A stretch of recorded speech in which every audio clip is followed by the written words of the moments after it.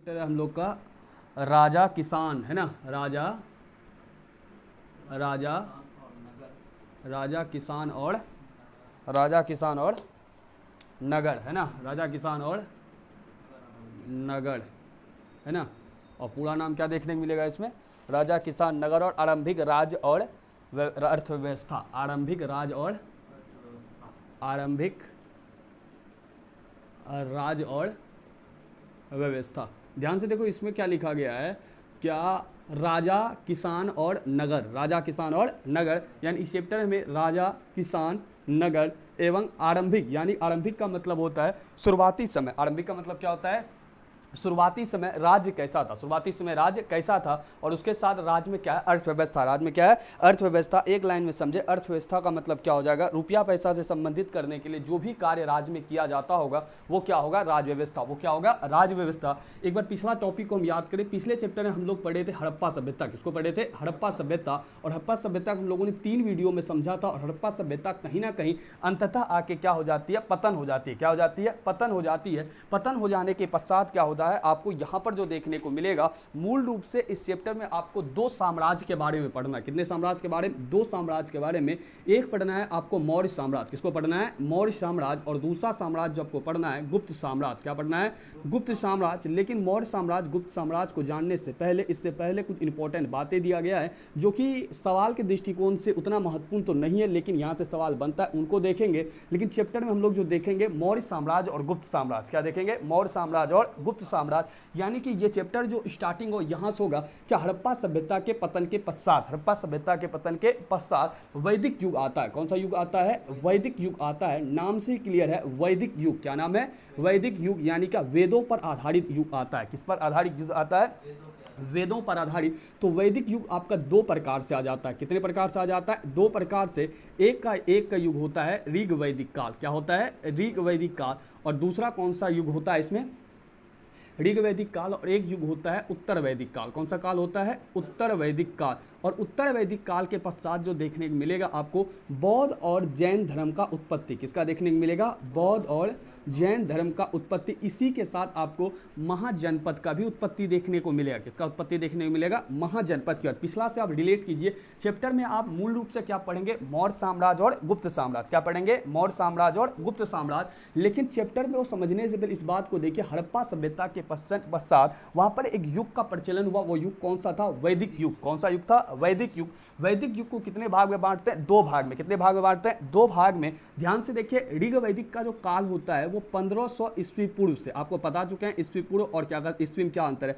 1500 ईस्वी पूर्व से 1000 ईस्वी पूर्व तक कौन सा समय रहता है आपका, ऋग वैदिक काल। कौन सा काल आता है, ऋग वैदिक काल। और दूसरा उत्तर वैदिक काल जो रहता है वो आपका रहता है 1000 ईस्वी पूर्व से लेकर कितना ईस्वी पूर्व तक रहता है, 600 ईस्वी पूर्व तक कौन सा रहता है आपका, उत्तर वैदिक काल। कौन सा काल रहता है, उत्तर वैदिक काल। उसके बाद 600 ईस्वी पूर्व के बाद, इस 600 ईस्वी पूर्व के बाद जो आपको देखने को मिलता है वो भारत में आपको कौन संप्रदाय, बौद्ध और जैन। कौन देखने को मिलता है, बौद्ध और जैन। यानी 600 ईस्वी पूर्व भारत में बौद्ध एवं जैन धर्म, 600 ईस्वी पूर्व क्या होता है भारत में, बौद्ध और जैन धर्म का उत्पत्ति होता है। इसी के साथ महाजनपद, अभी आपको समझाएं महाजनपद क्या होता है, 16 महाजनपद देखने को मिलता है। कितना महाजनपद देखने को मिलता है, 16 महाजनपद। और इसी में एक आपको सबसे मजबूत साम्राज्य देखने को मिलेगा जिसकी स्थापना हुई थी 322 ईस्वी पूर्व। कब हुई थी, 322 ईस्वी पूर्व। 322 ईस्वी पूर्व कौन साम्राज्य की स्थापना हुई थी, मौर्य साम्राज्य की स्थापना। किस साम्राज्य की स्थापना हुई थी, मौर्य साम्राज्य। और मौर्य साम्राज्य के साथ ही साथ आपको कौन साम्राज्य पढ़ने को मिलेगा, गुप्त साम्राज्य। कौन साम्राज्य देखने को मिलेगा, गुप्त साम्राज्य। यानी कि चैप्टर में मुख्य रूप से हमें क्या पढ़ना है, मौर्य साम्राज्य और गुप्त साम्राज्य। जैसे कि आपको बताए थे, क्या चाहे कोई भी साम्राज्य हो, क्या हो, कोई साम्राज्य हो, कोई भी राजा का शासन हो, पहले चैप्टर में आपको पढ़ाए थे, किसी भी साम्राज्य के अंतर्गत क्या पढ़ने को मिलेगा, उसकी सामाजिक स्थिति, उसकी राजनीतिक स्थिति, उसकी आर्थिक स्थिति और उसकी धार्मिक स्थिति। क्या देखने को मिलेगा, धार्मिक स्थिति।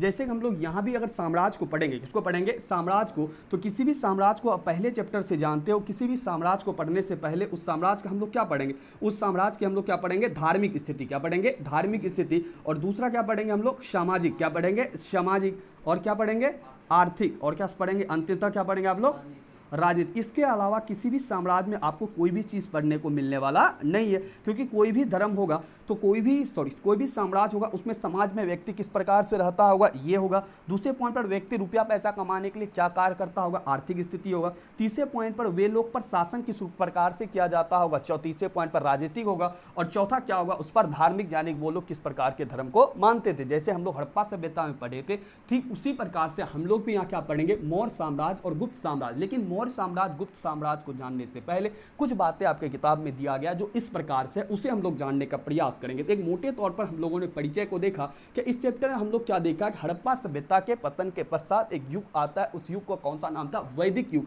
वैदिक युग नाम से क्लियर है, वेदों पर आधारित युग था। वेदों पर आधारित क्या था, युग था। वेद का मतलब क्या होगा, जैसे हिंदू धर्म में आप देखते हैं ऋग्वेद, यजुर्वेद, सामवेद, अथर्ववेद, रामायण, महाभारत, गीता, उपनिषद, ये सारा का सारा वेद है जो कहीं ना कहीं अब पूरा साम्राज्य किस पर चला जाता है, धर्म पर। किस पे चला जाता है, धर्म पर। यानी कि पूरा का पूरा समाज किस पर चलने लगा, धर्म पे। किस पे चलने लगा, धर्म पे। आपको हम चौथा चैप्टर जब पढ़ाएंगे तो ऋग वैदिक उत्तर वैदिक का पूरी तरीके से व्याख्या देखने को मिलेगा। यहाँ जितना व्याख्या रहेगा आपको पूरी व्याख्या बताया जाएगा। और ऋग वैदिक और उत्तर वैदिक से भी यहाँ क्या बनता है, सवाल बनता है। क्या बनता है, ऋग वैदिक उत्तर वैदिक से सवाल बनता है, उसे भी हम लोग क्या करेंगे, जानने का प्रयास करेंगे। ध्यान से समझिए इस बात को, क्या यहाँ पर हड़प्पा सभ्यता के पतन के पश्चात एक युग आया जो वेदों पर आधारित युग था, और उस युग का नाम क्या था, वैदिक युग। और वैदिक युग को कितने भाग में बांटते हैं, दो भाग में बांटते हैं। एक का क्या नाम होता है, ऋग वैदिक काल, और दूसरा का नाम क्या होता है, उत्तर वैदिक काल। कौन सा काल होता है, एक ऋग वैदिक काल और एक उत्तर वैदिक काल। ऋग वैदिक काल कितना से कितना काल तक रहता है, 1500 से 1000, 1500 से 1000 ईस्वी तक कौन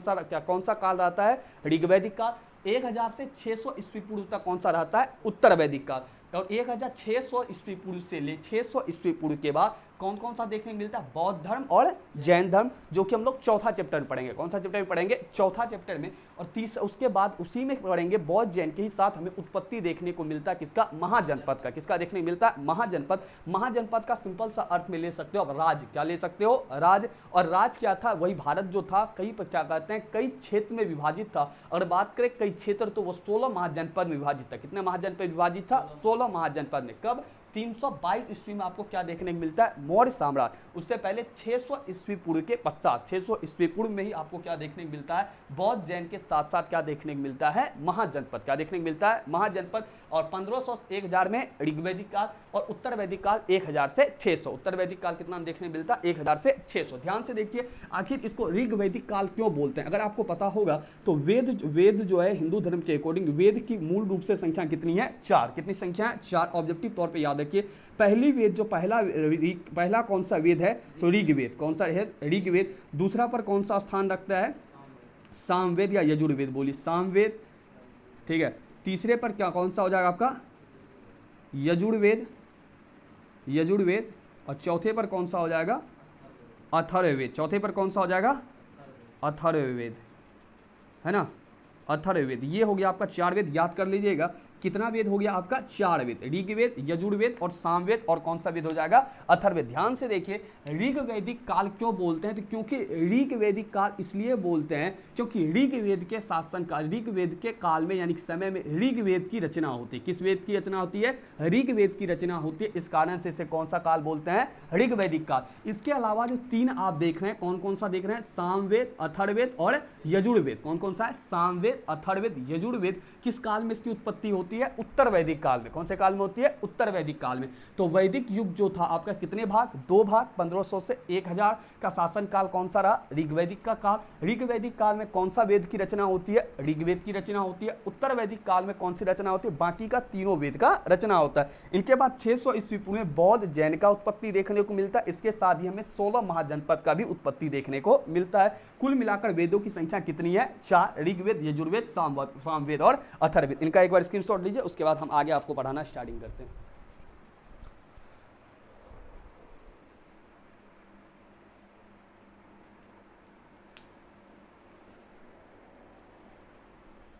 हो गया। इनके बाद आगे की और हम लोग देखना प्रारंभ करते हैं, ठीक है।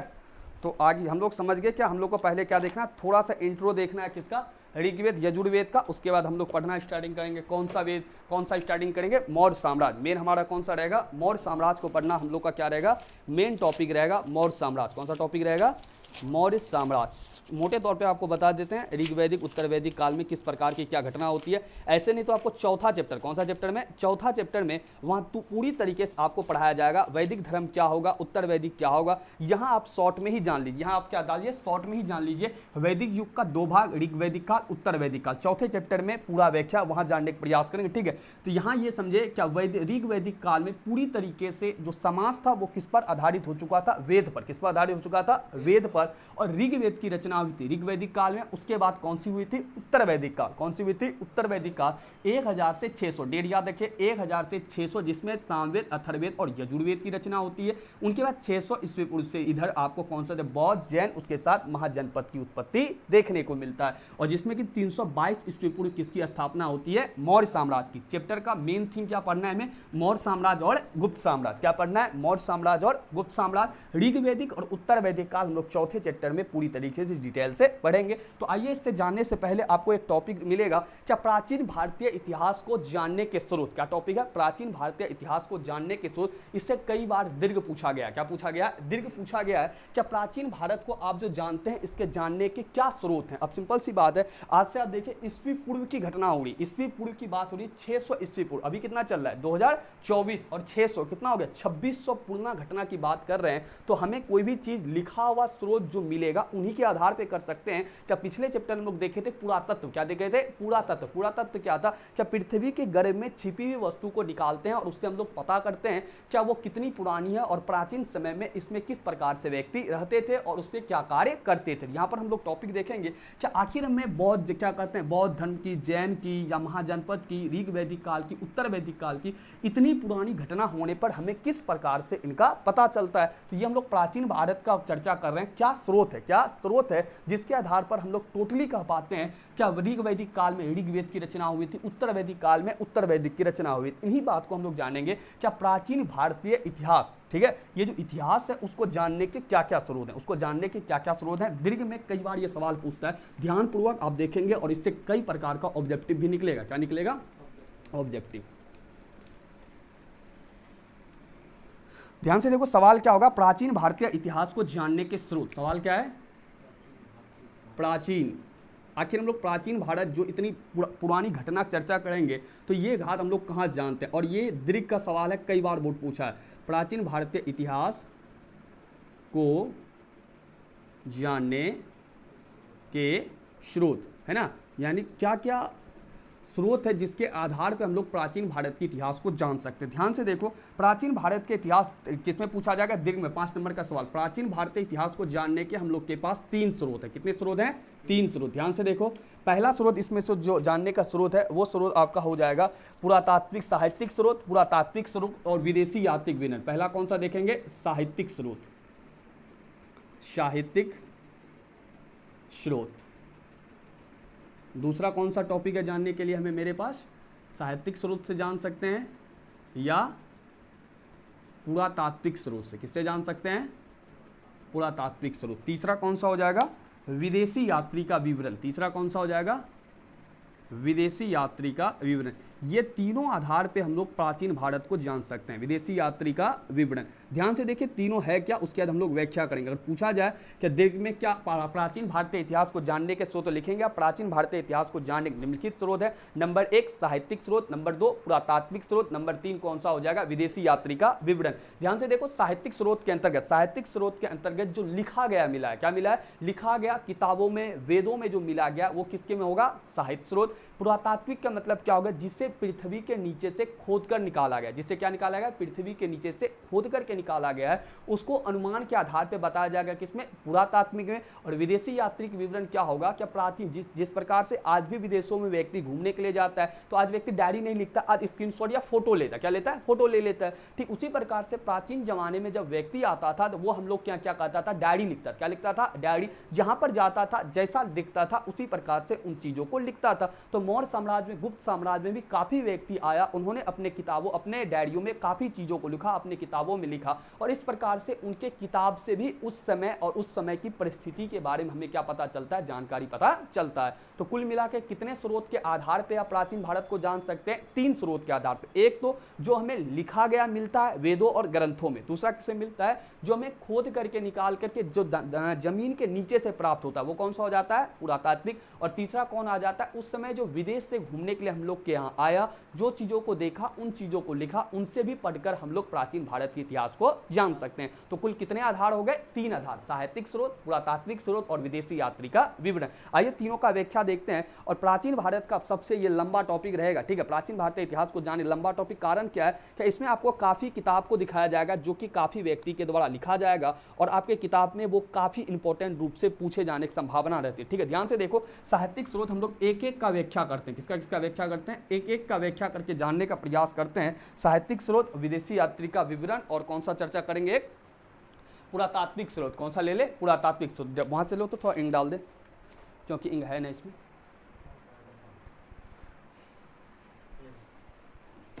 इंक डाल देते, इंक है ना, ठीक है। तो उसके बाद हम लोग चर्चा करते हैं साहित्यिक स्रोत। साहित्यिक स्रोत के अंतर्गत अधिकतर आपको क्या दिखेंगी? किताबें। अधिकतर क्या दिखेगी आपको? किताबें, जो कि व्यक्ति के द्वारा लिखा गया है, जो कि व्यक्ति के द्वारा क्या गया है, लिखा गया है। और उन किताब को पढ़ करके हमें किस प्रकार से इन सभी चीज़ों के बारे में जानकारी मिलता है, इन्हीं बात को हम लोग किस में देखेंगे? साहित्यिक स्रोत में। किस में देखेंगे? साहित्यिक स्रोत में। क्या किस प्रकार से उन समय हमारा भारतीय समाज था और किस प्रकार से उन लोगों ने इसके बारे में बताया, इनको हम लोग किस में देखेंगे?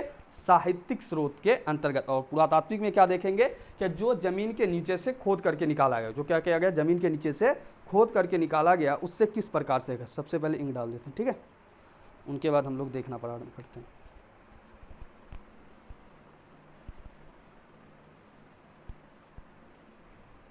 सूख सा गया है ना।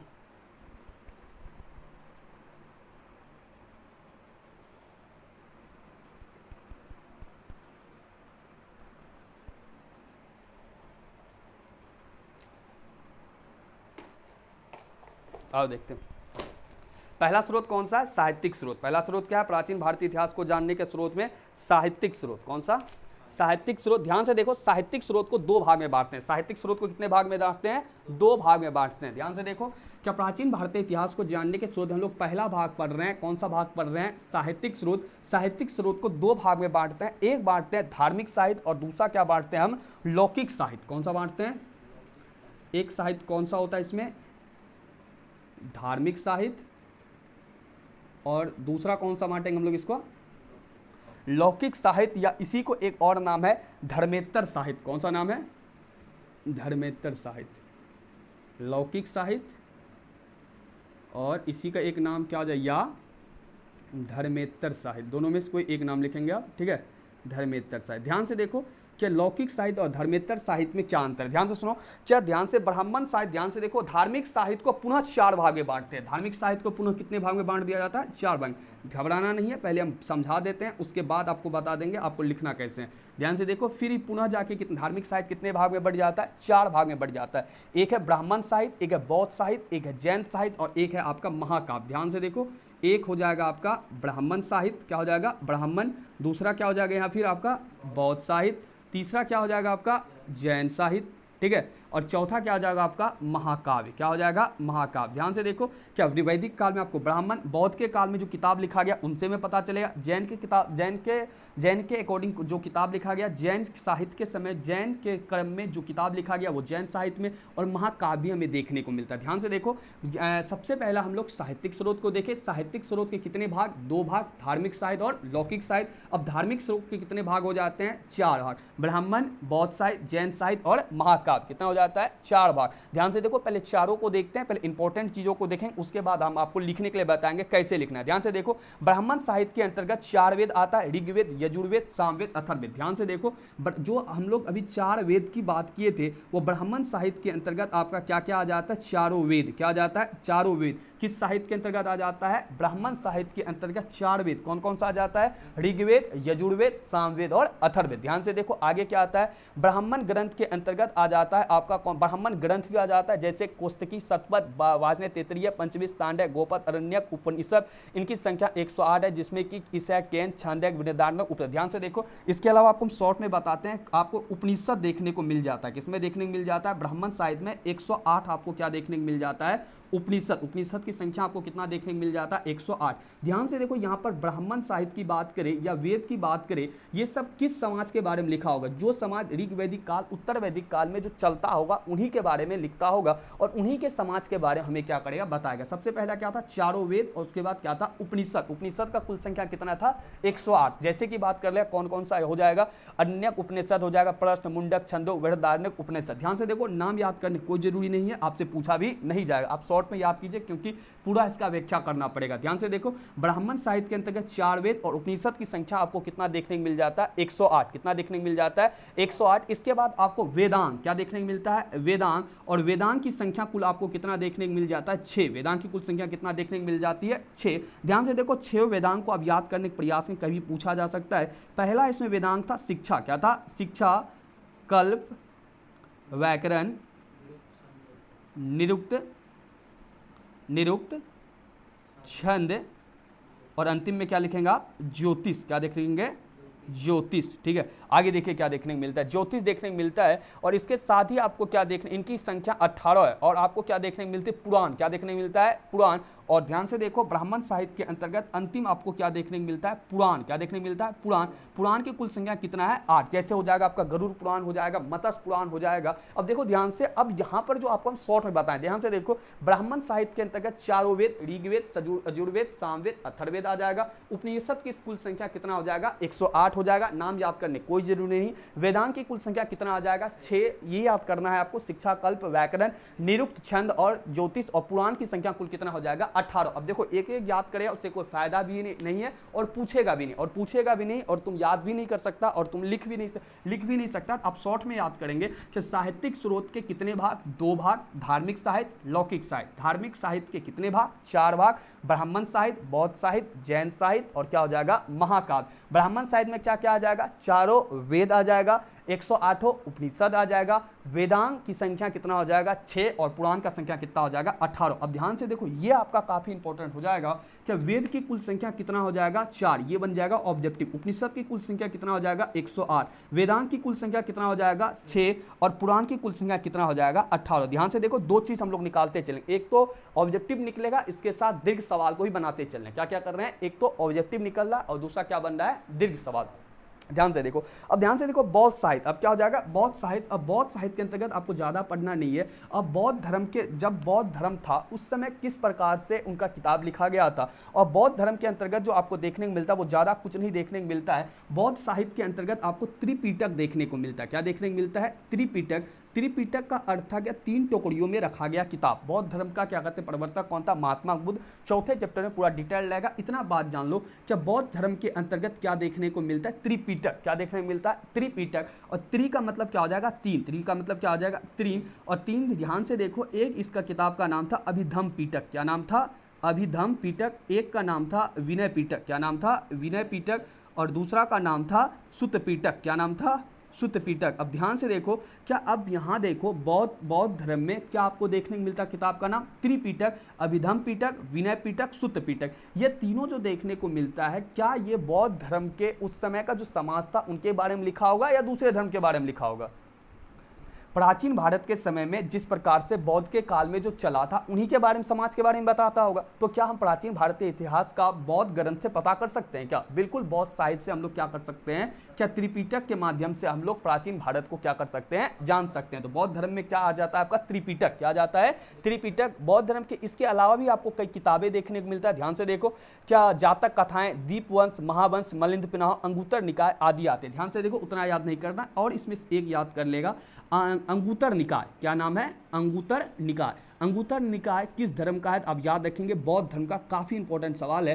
क्या अंगुत्तर निकाय आपका किस धर्म का हो जाता है? बौद्ध धर्म का। अंगुत्तर निकाय किस धर्म का हो जाता है? बौद्ध धर्म का। इसके बाद भी और काफी है, जातक कथा है, दीपवंश है, उतना नहीं देखेंगे, ठीक है। भारतीय इतिहास में विशेषकर बौद्ध काल, इनमें से प्राचीन भारतीय इतिहास विशेषकर बौद्ध कालीन समाज, राजनीतिक, धार्मिक स्थिति के बारे में पता चलता है। अब सिंपल सी बात है, क्या कोई भी किताब होगा या किसी भी धर्म, क्या कहते हैं, किसी भी साम्राज्य के बारे में, किसी भी समय के बारे में लिखे, क्या लिखेगा? धार्मिक, राजनीतिक, आर्थिक स्थिति के बारे में ही लिखेगा। ध्यान से देखो, जैन साहित्य के अंतर्गत जो आपको देखने को मिलता है, जैन साहित्य में आप पहले याद कीजिए इस बात को, क्या जैन साहित्य को आगम कहा जाता है? जैन साहित्य को क्या कहा जाता है? आगम। जैन साहित्य को क्या कहा जाता है? आगम। ऑब्जेक्टिव पूछा जा सकता है जिस प्रकार से जैन साहित्य को क्या कहा जाता है? आगम। जैन साहित्य को क्या कहा जाता है? आगम कहा जाता है। और जैन साहित्य के अंतर्गत जिसमें 12 अंग, 12 उपांग, ये सब आपको याद नहीं करना। इसके अंतर्गत आप एक ही किताब का याद नाम कर लीजिए, भगवती सूत्र। क्या नाम याद रख लीजिए? भगवती सूत्र।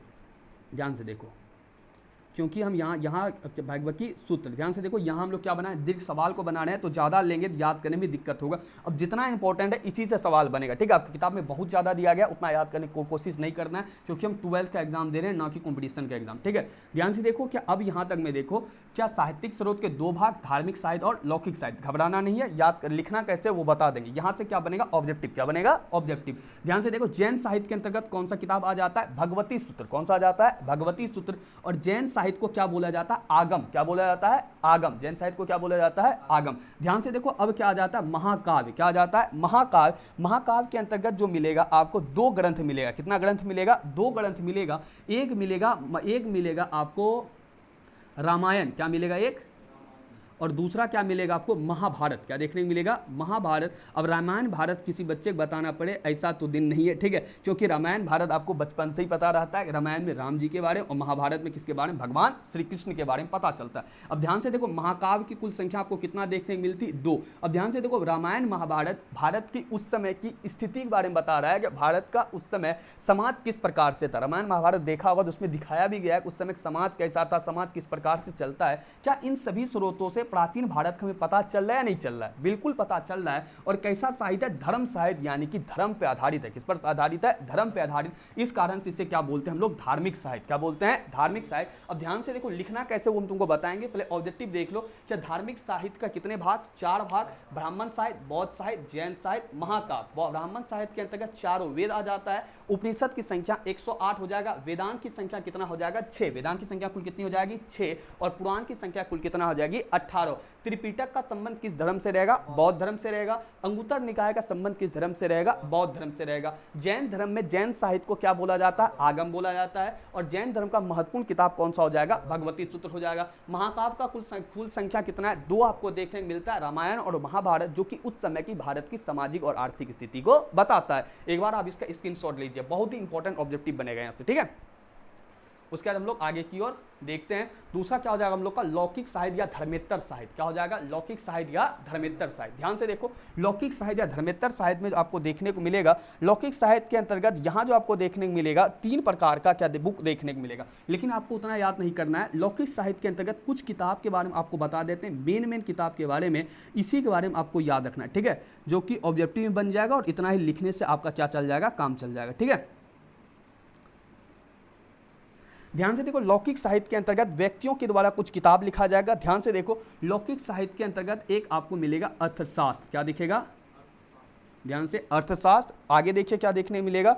और एक आपको बुक और देखने को मिलेगा, रास तरंगिणी। क्या देखने को मिलता है? इन सभी से क्या पता चल रहा है? प्राचीन भारत की स्थिति के बारे में। ध्यान से देखो, और एक बुक आपको देखने को मिल जाएगा, मुद्रा राक्षस। कौन सा देखने को मिल जाएगा?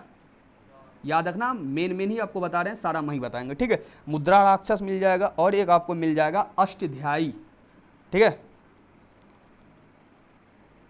अष्टध्यायी। ध्यान से देखिए।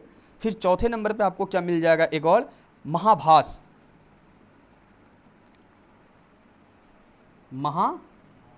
एक बुक और मिल जाएगा। कौन सा बुक मिल जाएगा? महाभास। ध्यान से देखिए आगे। और एक बुक मिल जाएगा जो रहेगा आपका मालविका अग्निमित्र। क्या रहेगा? मालविका अग्निमित्र, ठीक है। और आपको क्या देखने मिल जाएगा? मालविका, अश्वघोष, बाणभट्ट, ठीक है, बुद्धचरित और हर्षचरित, है ना। बुद्धचरित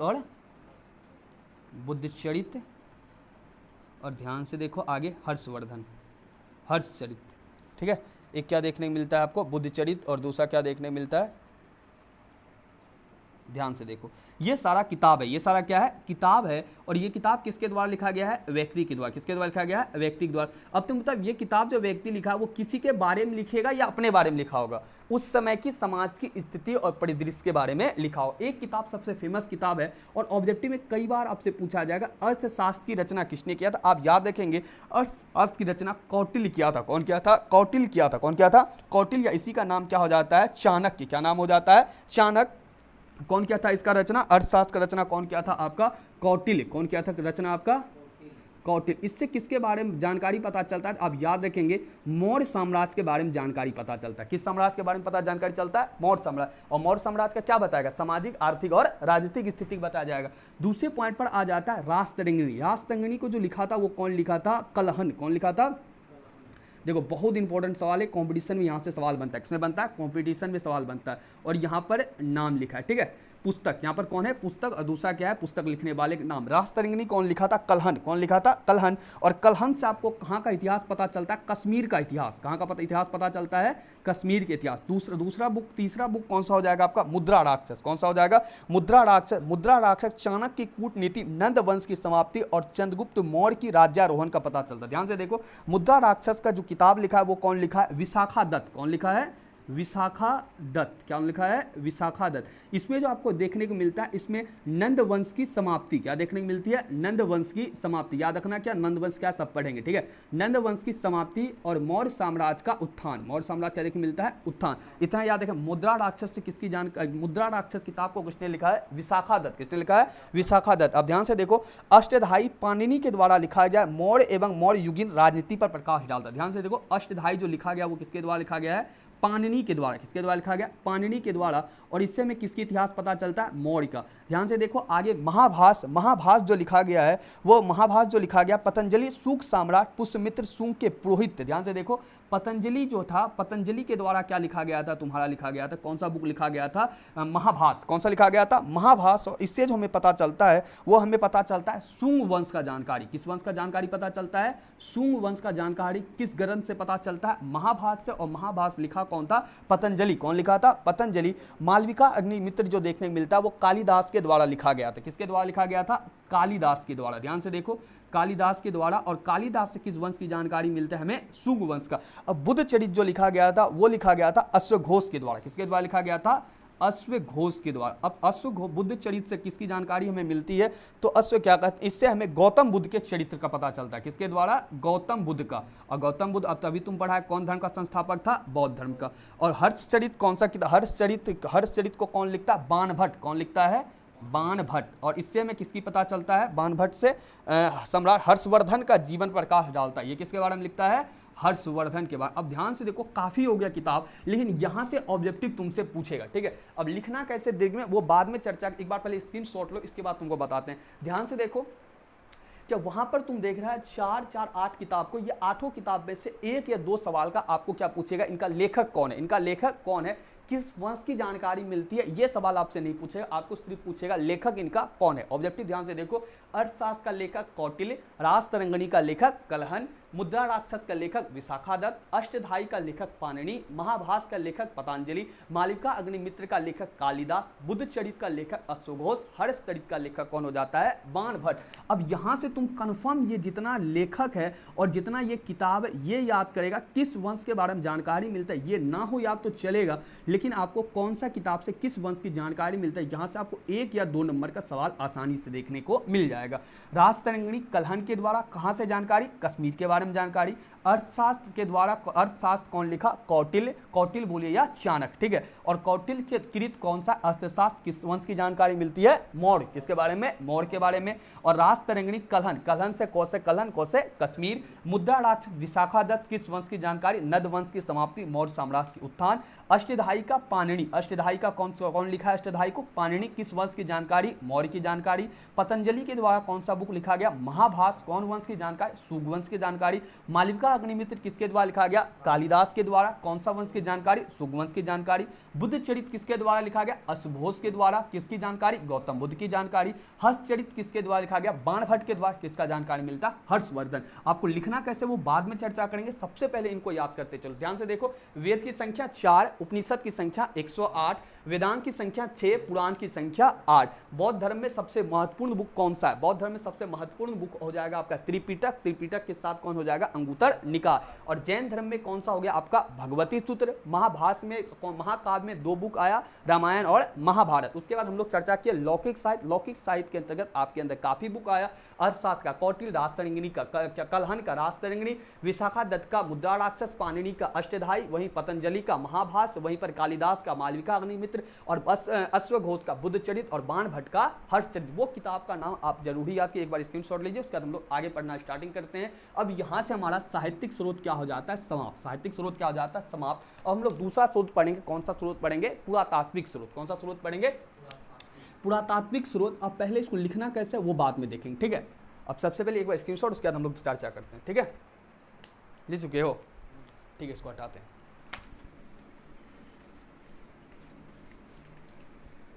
साहित्यिक स्रोत हम कितने भाग में बांटे थे? 2 भाग में, धार्मिक साहित्य और लौकिक साहित्य। धार्मिक साहित्य को फिर कितने भाग में बांटे? 4 भाग में। कौन कौन सा था?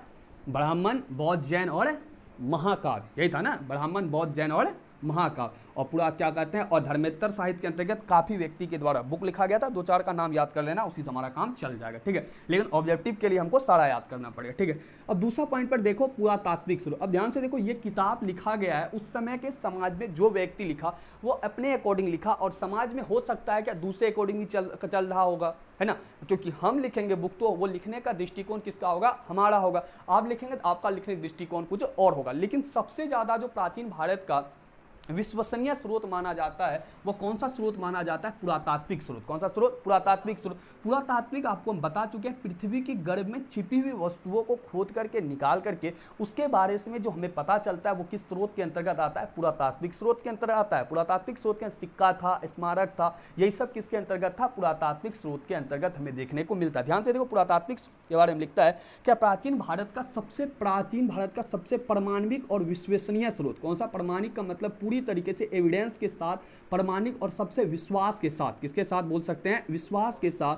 कौन सा स्रोत को माना जाता है? पुरातात्विक स्रोत। ध्यान से देखो, अगर प्राचीन भारत के इतिहास को अगर पुरातत्व का सपोर्ट नहीं होगा तो उसका नींव बालू पर होगा। नींव बालू का अर्थ, कहने का अर्थ यह है क्या अगर आप किताब के माध्यम से किसी समाज के बारे में बता रहे हैं तो हो सकता है जो किताब लिखा गया उस समाज का सही चीज के बारे में नहीं बता सकता है, क्योंकि कोई भी व्यक्ति किताब लिखता है वो किसका नजरिया होगा? अपने नजरिया के अकॉर्डिंग होगा। लेकिन समाज में अगर कुछ वस्तु मिल रहा है तो उससे हमें कहीं ना कहीं अनुमानता हम लोग पूरी तरीके से अंदाज लगा सकते हैं क्या उस समय समाज कैसा था। उस समय समाज कैसा था? अगर उस समय में हमें कहीं पर गेहूं का क्या कहते हैं प्रमाण देखने को मिलता है, कहीं मक्का का प्रमाण देखने को मिलता है, तो हमें यह पता कह सकते हैं क्या उस समय वहां पर यह खेती किया जाता होगा, है ना। लेकिन वही किताबों में लिखा रहेगा तो हमें प्रमाण नहीं मिलेगा, तो हम पूरी तरीके से सही सटीक वर्णन नहीं कर सकते। इसलिए पुरातात्विक स्रोत प्राचीन भारतीय इतिहास को जानने का सबसे प्रमाणिक और विश्वसनीय माना जाता है। कैसा माना जाता है? विश्वसनीय माना जाता है, यानी विश्वासी माना जाता है। कौन सा स्रोत? पुरातात्विक स्रोत। ध्यान से देखिए,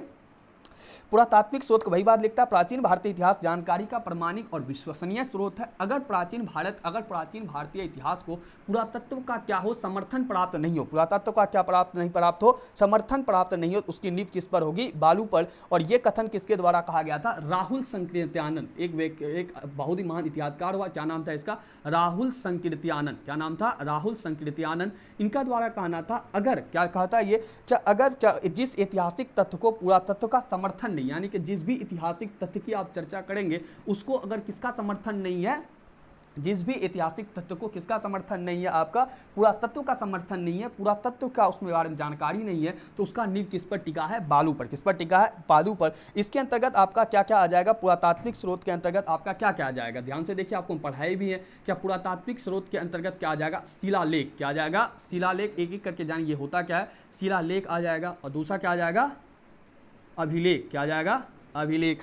तीसरे पॉइंट पर क्या आ जाएगा इसके अंतर्गत? गुहालेख, मुद्रा। क्या आ जाएगा? गुहालेख। क्या आ जाएगा? मुद्रा। और क्या आ जाएगा? स्मारक। क्या आ जाएगा? स्मारक। तीसरे पॉइंट पर क्या आ जाएगा? मूर्तियां। क्या आ जाएगा? मूर्तियां प्राचीन जमाने का। और क्या आ जाएगा? चित्रकला। क्या आ जाएगा? चित्रकला, क्या आ जाएगा, सिक्का, क्या आ जाएगा, सिक्का।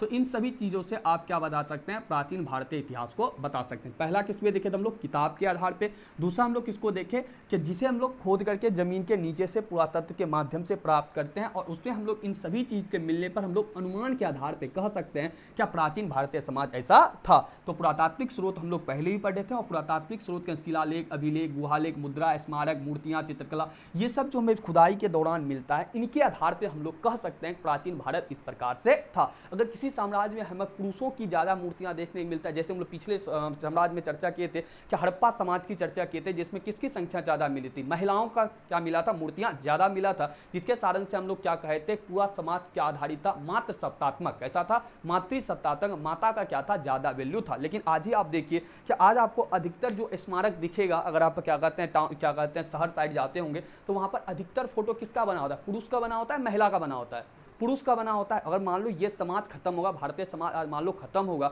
100 साल के बाद, 500 साल के बाद अगर दोबारा इससे निकालेगा इतिहास को, क्या मिलेगा देखने को, क्या इस समय का समाज जो था पुरुषों का अधिकतर उसको चित्र देखने को मिलेगा। वो क्या कहेगा कि पूरा समाज क्या प्रधान था, पुरुष प्रधान साम्राज्य था, है ना, पुरुष प्रधान समाज था। जैसे हड़प्पा में अधिकतर किसका फोटो मिलता है, महिला का मिलता है, जिसके कारण से हम लोग क्या कहते हैं पूरा समाज क्या प्रधान था, मातृ सत्तात्मक था, यानी पूरी तरीके से पूरा समाज क्या था, मातृ सत्तात्मक, यानी महिलाओं का ज्यादा वैल्यू हड़प्पा सभ्यता में था। ठीक उसी प्रकार से जो हमें पुरानी चीजें मिलती हैं, इसके आधार पे हम लोग कह सकते हैं चाहे पुरातत्व के अंतर्गत इन सभी चीजों को देखते हुए उस समय की सामाजिक, आर्थिक और राजनीतिक स्थिति के बारे में हम क्या कर सकते हैं, बता सकते हैं। किसकी, हड़प्पा, चाहे हड़प्पा हो, चाहे मौर्य हो, चाहे गुप्त हो, चाहे शुंग हो, चाहे कोई भी साम्राज्य हो, उनके हम लोग क्या कर सकते हैं, बता सकते हैं उस समय किस प्रकार से वो था। अब अंतिम स्रोत कौन सा आता है आपका, साहित्यिक स्रोत। कौन सा स्रोत आता है, विदेशी यात्रिक विवरण। एक लाइन में बोले कि उस समय जो भी विदेश से बाहर घूमने के आया, किस समय, जिस समय मौर्य साम्राज्य था, गुप्त साम्राज्य था, जो भी काल, जो भी समय चल रहा था, जो भी साम्राज्य समय चल रहा था, उस समय जो भी भारत घूमने के लिए आया, उन्होंने अपने बुक में उन समय स्थिति के बारे में लिखा। किन समय, जो समय आया उन्हीं समय के बारे में, जो भी राजा के समय में आया उन्हीं के बारे में। ध्यान से देखिए, वही बात कहा था, प्राचीन भारतीय इतिहास को जानने के लिए धर्मनिरपेक्ष साहित्यिक स्रोतों में विदेशी यात्रिक वृत्तांत भी देखने को मिलता है। यात्रा वृत्तांत मतलब क्या होता है, जाने के क्रम में जो भी देखा उन्हीं चीजों को ये क्या किया है, लिखा। अब मौर्य साम्राज्य के अंतर्गत मान लो कोई भी व्यक्ति घूमने के लिए आया तो किसके बारे में लिखेगा, मौर्य साम्राज्य के बारे में ही, तो वो किसके अंतर्गत आ जाएगा, विदेशी यात्री का विवरण। वहीं पर हमको मौर्य साम्राज्य का क्या मिल जाएगा, कोई सिक्का मिल जाएगा, वो किस में आ जाएगा, पुरातात्विक स्रोत के अंतर्गत। वहीं पर आपको क्या कुछ वेद देखने को मिल जाएगा, वेद किसके अंतर्गत आ जाएगा, साहित्यिक स्रोत के अंतर्गत आ जाएगा। ध्यान से देखो, इसके अंतर्गत जो आपको देखने को मिलता है, प्राचीन काल में कई विदेशी यात्री भारत आया, जिसमें से मगर इनमें यूनानी सम्राट सेल्यूकस के राजदूत मेगास्थनीज, ध्यान से देखो, मेगास्थनीज द्वारा लिखित यात्रा विवरण इंडिका। ध्यान से देखो, क्या एक यूनान का राजदूत था, यूनान का सम्राट था, कौन था, यूनान का सम्राट, ठीक है, यूनान का सम्राट जिसके यहाँ एक था, क्या कहते हैं, राजदूत था, जिसका नाम था मेगास्थनीज। क्या नाम था, यूनान का साम्राज्य था जिसका नाम था सेल्यूकस। यूनान का सम्राट का नाम क्या था, सेल्यूकस। इसके यहाँ एक राजदूत था, क्या था, राजदूत था। आपको कहानी बाद में पता चले, अभी शॉर्ट में जान लो, ठीक है, व्याख्या करना कोई जरूरी नहीं। चंद्रगुप्त मौर्य के बारे में जब पढ़ाएंगे तो आपको पूरी तरीके से यहाँ पर सेल्यूकस के बारे में भी देखने को मिलेगा। यहाँ शॉर्ट में जान लो, चाहे यूनान एक देश था, यूनान साम्राज्य में किसका शासन था, सेल्यूकस। सेल्यूकस के दरबार में कौन था, राजदूत था, जिस राजदूत का क्या नाम था, मेगास्थनीज। क्या नाम था, मेगास्थनीज। मेगास्थनीज मौर्य वंश के समय भारत आया था। किस वंश के समय आया था, मौर्य वंश के समय। और मेगास्थनीज जो लिखा था उस समय मौर्य वंश के बारे में, उस बुक को किस नाम से जानते हैं, इंडिका के नाम से। किसके नाम से जानते हैं, इंडिका। अब बताइए, मेगास्थनीज के द्वारा बुक जो लिखा गया है वो विदेशी यात्री का विवरण है या साहित्यिक स्रोत के अंतर्गत आएगा, तो ये विदेशी यात्री का विवरण है। तो पहला क्या हो जाएगा, जब मेगास्थनीज द्वारा रचित क्या हो जाएगा, इंडिका। क्या हो जाएगा पहला नंबर पे, इंडिका। इंडिका ये बहुत ही इंपॉर्टेंट ऑब्जेक्टिव है, कई बार पूछा है, क्या इंडिका किसकी कीर्ति है, मेगास्थनीज। या पूछे मेगास्थनीज के द्वारा कौन सा बुक लिखा गया था, इंडिका। और किस वंश के बारे में जानकारी पता चलता है, मौर्य वंश के बारे में। किस वंश के बारे में, मौर्य वंश के बारे में। और मेगास्थनीज किसके दरबार का राजदूत था, सेल्यूकस का। किसके दरबार का था, सेल्यूकस। और सेल्यूकस कहाँ का राजा था, यूनान का। कहाँ का राजा था, यूनान का राजा था। और यूनान के दरबार राजदूत कौन था, उसके दरबार मेगास्थनीज। और मेगास्थनीज के द्वारा कौन सा बुक लिखा गया था, इंडिका। और इंडिका से हमें किस वंश की जानकारी प्राप्त होती है, मौर्य वंश की। किस वंश की जानकारी प्राप्त होती है, मौर्य वंश की। ध्यान से देखो आगे और भी आपको देखने, चंद्रगुप्त मौर्य के दरबार ये मोहम्मद गजनवी के साथ भारत आने वाला अलबरूनी का तहकीक ए दिन। ध्यान से देखो, क्या महमूद गजनवी, कौन सा नाम है उसका, महमूद गजनवी जब भारत पर आक्रमण किया था उस समय महमूद गजनवी के साथ आया था अलबरूनी। कौन आया था? अलबरूनी क्या करता है, उस समय की भारत की स्थिति के बारे में लिखा था और अलबरूनी की पुस्तक का नाम है तहकीक ए हिंद। क्या नाम है? तहकीक ए हिंद। इतना ही ऑब्जेक्टिव पूछेगा, क्या तहकीक ए हिंद की रचना किसने किया था? अलबरूनी। कौन किया था? अलबरूनी। और उस समय के बारे में ये प्रकाश डालता है कब? 900 से 73,048 ईस्वी के भी। इसके अलावा भी आपको कई प्रकार के बुक देखने को मिलेगा, लेकिन इतना ही आप याद कर लो, ठीक है। तो यहाँ पर आप ध्यान से देखो, क्या अलबरूनी के द्वारा कौन सा बुक लिखा गया था? तहकीक ए हिंद। अलबरूनी के द्वारा कौन सा बुक लिखा गया? तहकीक ए हिंद। और आपका कौन सा लिखा गया था? मेगास्थनीज के द्वारा कौन सा बुक लिखा गया था? इंडिका। और किस वंश की जानकारी मिलता है? मौर्य वंश की जानकारी मिलता है। ये रहा आपका विदेशी यात्रिक विवरण, ये रहा आपका पुरातात्विक स्रोत। दोनों एक बार लिखिए, उसके बाद हम आपको बताते हैं किस प्रकार से इन्हें आपको दीर्घ में लिखना है। किस प्रकार से आपको किस में लिखना है? दीर्घ में लिखना है। ध्यान से देखिए,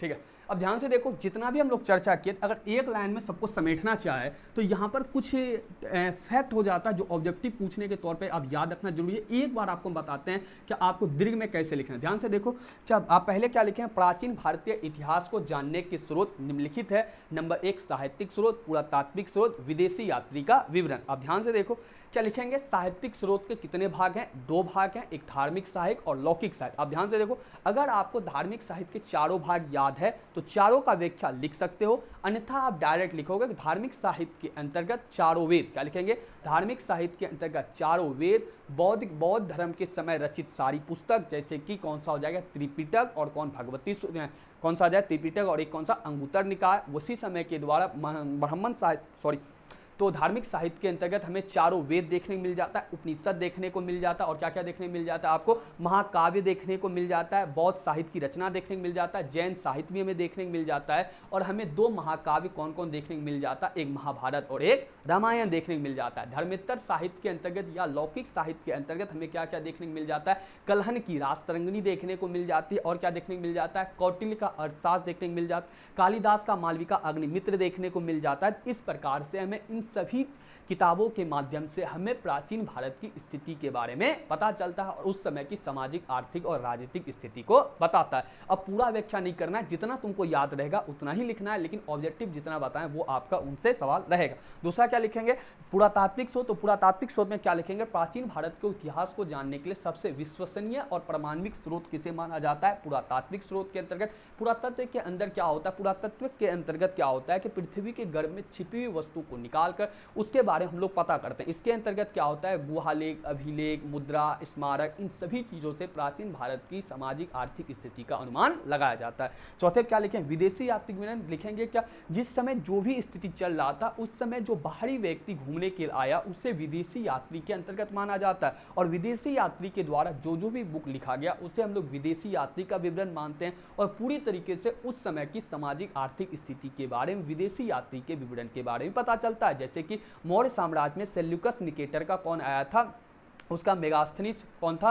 राजदूत था, जो कि मौर्य वंश की जानकारी पता चलता है। उसी प्रकार से मोहम्मद गजनवी के साथ अलबरूनी आया था, जो कि तहकीक ए हिंद लिखा था, जिससे हमें भारतीय समाज के बारे में जानकारी पता चलता है। यानी मोटे तौर पर अगर तुम चर्चा करेगा तो कुछ किताब का तुम नाम याद कर लेना, उसके बाद तुम क्या करता है? लिख सकता है। एक बार शॉर्ट में चर्चा करें कैसे लिखना है। साहित्यिक स्रोत का कितना भाग लिख देंगे? 2 भाग लिख देंगे। एक लिख देंगे आप कौन सा लिख देंगे साहित्यिक स्रोत में? एक लिख देंगे आप धार्मिक साहित्य, और दूसरा क्या लिख देंगे? लौकिक साहित्य। क्या लिख देंगे? लौकिक साहित्य। धार्मिक साहित्य अब याद करना चाहें कोई बड़ा नहीं, याद हो जाएगा, ठीक है। धार्मिक साहित्य, लौकिक साहित्य। धार्मिक साहित्य में सबसे पहला कौन सा था? ब्राह्मण साहित्य। कौन था? ब्राह्मण साहित्य। बौद्ध था, जैन था, और कौन था? महाकाव्य। ब्राह्मण साहित्य में कौन था? चारों उपनिषद था, चारों उपनिषद था। महाकाव्य था, वेद था, वेदांग था, और कुछ नहीं था। अगला क्या था? बौद्ध साहित्य के अंतर्गत क्या था? त्रिपिटक था, और कौन था आपका? एक अंगुत्तर निकाय था। जैन साहित्य में आपको क्या बताए थे? जैन साहित्य को क्या बोला जाता? आगम। क्या बोला जाता? आगम। और इसके साथ ही जैन साहित्य में कौन सा था? भगवती सूत्र। कौन था? भगवती सूत्र। महाकाव्य में कौन था? रामायण और महाभारत। ध्यान से देखो, लौकिक साहित्य के अंतर्गत आपको किताब बताए जो आपको याद करना ही है किसी हालात में, क्योंकि ऑब्जेक्टिव पूछेगा। तो क्या क्या था इसके अंतर्गत? आपका कौन सा? मौर्य साम्राज्य के बारे में जो बता रहा था, सबसे पहला क्या था? कौटिल्य का कौन सा था? अर्थशास्त्र था। मालविका अग्निमित्र का कौन सा था? कालिदास के द्वारा मालविका अग्निमित्र लिखा गया था। कलहन क्या कहते हैं? कलहन के द्वारा क्या गया था? रासतरंगिणी। और कहाँ के बारे में जानकारी पता चलता था? कश्मीर के बारे में। कहाँ के बारे में पता चलता था? कश्मीर के बारे में। इसके साथ ही और कौन सा किताब था आपका? मुद्रा राक्षस किसके द्वारा लिखा गया था? विशाखा दत्त के द्वारा, है ना? ये था ना, नहीं सॉरी, मुद्रा राक्षस विशाखा दत्त के द्वारा लिखा गया था। पाणिनि के द्वारा क्या लिखा गया था? अष्टधाई लिखा। क्या लिखा गया था? अष्टधाई। हर्षचरित किसके द्वारा लिखा गया था? आपका बाणभट्ट के द्वारा। हर्षचरित किसके द्वारा लिखा गया था? बाणभट्ट के द्वारा। और अश्वघोष के द्वारा क्या लिखा गया था? आपका बुद्ध चरित। क्या लिखा गया था? बुद्ध चरित। अब किताब का नाम तो आपको याद रखना है, ठीक है। और पुरातात्विक स्रोत में क्या था? जो पृथ्वी के गर्भ में छिपी वस्तु निकाल कर बुद्ध क्या कहते हैं, स्मारक हो गया, अभिलेख हो गया, सिक्का हो गया, ये सब पुरातात्विक था। और विदेशी यात्रियों आप लिखें जो विदेश के उस समय घूमने के लाया, उन्हीं के बारे में जो हमें बताता है उस समय साम्राज्य कैसा था, उस समय सामाजिक आर्थिक स्थिति पता चलता है। इसमें तो मेगास्थनीज का अर्थशास्त्र छाप देगा, और सॉरी मेगास्थनीज का इंडिका छाप देगा, और क्या किसका छाप देगा? आपका अलबरूनी के द्वारा क्या लिखा गया? तहकीक ए हिंद, जो कि उस समय की भारतीय समाज की स्थिति परिस्थिति के बारे में पता चलता है। 2 ही पेज लिखना है, उसमें से आपका एक पेज तो यही हो जाएगा। एक पेज क्या हो जाएगा? यही, और आधा पेज ये, और आधा पेज आसानी से वो हो जाएगा। तो ये रहा आपका प्राचीन भारतीय इतिहास को जानने के स्रोत, और ये टॉपिक यही समाप्त होता है। आगे हम लोग और चर्चा करेंगे कि अभिलेख क्या होता है, क्या होता है अभिलेख, और कुछ महत्वपूर्ण अभिलेख पर चर्चा करेंगे। क्या चर्चा करेंगे? कुछ महत्वपूर्ण अभिलेख का भी चर्चा करेंगे। चलिए यहाँ से अब कुछ इंपॉर्टेंट टॉपिक पढ़ेंगे, और यहाँ से आपको ऑब्जेक्टिव के क्रम पर इसमें पढ़ेंगे, ऑब्जेक्टिव के क्रम में। उसके बाद हम लोग चलेंगे मेन टॉपिक किस पर चलेंगे? महाजनपद, यानी कि मौर्य साम्राज्य और गुप्त साम्राज्य। किसको देखेंगे? मौर्य साम्राज्य और गुप्त साम्राज्य। अभी तक हम लोगों ने क्या देखा? सबसे पहला टॉपिक हम लोगों ने क्या देखा? क्या हम लोग हड़प्पा सभ्यता के पतन के पश्चात वैदिक काल के 2 भाग, ऋग वैदिक और उत्तर वैदिक काल।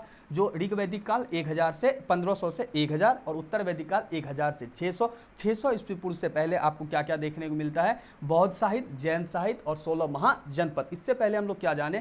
क्या प्राचीन भारतीय इतिहास को जानने के स्रोत। उसी में हम लोग क्या पढ़े थे? अभी अभिलेख। क्या पढ़े थे? अभिलेख। अभिलेख कौन सा स्रोत के अंतर्गत पढ़े थे हम लोग? पुरातात्विक। किसमें पढ़े थे? पुरातात्विक। ध्यान से देखो, अभिलेख से कुछ सवाल आएगा, ऑब्जेक्टिव के तौर पे याद रखो। सबसे पहला सवाल क्या होता है? अभिलेख क्या है? अभिलेख क्या है? आप सभी जानते हैं उस समय के लिए पत्थरों पर या स्तंभों पर खोद करके लिखा गया था। क्या किया जाता? पत्थरों पर और स्तंभों पर खोद करके क्या किया जाता था? लिखा जाता था। तो उन्हें क्या कहा जाता था? अभिलेख कहा जाता था। या बड़ी बड़ी शिलाओं पर क्या किया जाता था? खोद करके लिख दिया जाता था राजा का नियम या कानून या राजा विजय के बारे में पता चलता। अभी तो पेपर में छप जाता है ना। तो उस समय के राजा के समय क्या होता था? उस समय उतना पूरा तरीके से विकसित नहीं था। तो अभिलेख पत्थरों पर या क्या कहते हैं आपका किस पर?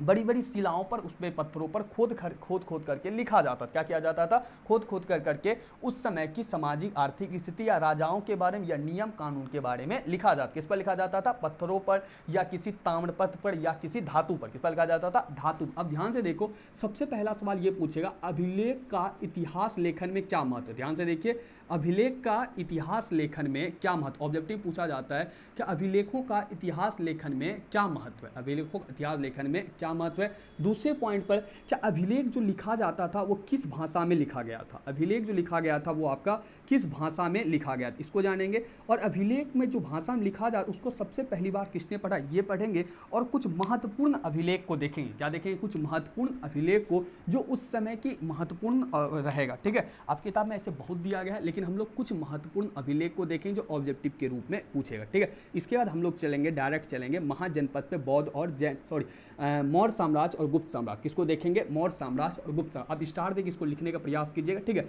अब ध्यान से देखिए, सबसे पहला सवाल, क्या अभिलेख का, ध्यान से देखो, अभिलेख का इतिहास लेखन में क्या मत? अब ध्यान से देखिए कि अभिलेख क्या होता था? पत्थरों पर या शिलाओं पर, बड़ी बड़ी स्तंभों पर या धातुओं पर क्या किया जाता था? खोद करके लिखा गया सामग्री होता था, जिसे हम लोग अभिलेख के नाम से जानते हैं। अभिलेख में क्या लिखा जाता था?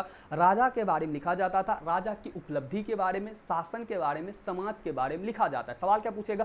क्या अभिलेख का इतिहास लेखन क्या लिखेंगे आप? अभिलेखों का इतिहास लेखन में काफी महत्वपूर्ण योगदान है, जिससे उस समय की सामाजिक, आर्थिक और राजनीतिक स्थिति के बारे में पता चलता है। अभिलेख से हम ये समझते हैं कि उस समय पत्थरों पर, धातुओं पर इत्यादि चीजों पर खोद करके जो लिखा जाता था, जिनमें कहीं ना कहीं उस साम्राज्य के बारे में, उस समाज के बारे में ही लिखा जाता था। इस कारण से हमें अभिलेख के द्वारा इतिहास लिखने में काफी महत्वपूर्ण सफलता प्राप्त होती है। क्या लिखेंगे? लघु का सवाल लेगा, क्या अभिलेख के माध्यम से इतिहास लिखने में हमें काफी सफलता मिलती है या काफी मदद मिलती है, जिसके माध्यम से उस समय की हम लोग सामाजिक, आर्थिक और राजनीतिक स्थिति को क्या कर सकते हैं? जान सकते हैं। इस अभिलेख के अंतर्गत सिक्का, स्मारक, गुहालेख इत्यादि चीज मिलता है, जो कि उस समय के इतिहास को हम लोग आसानी से अभिलेख के माध्यम से जान सकते हैं। तो हम लोग कह सकते हैं कि अभिलेखों के माध्यम से इतिहास को हम लोग आसानी से लिख सकते हैं। तो इस कारण से अभिलेख का इतिहास लेखन में काफी महत्वपूर्ण योगदान है। हो जाएगा ये आपसे?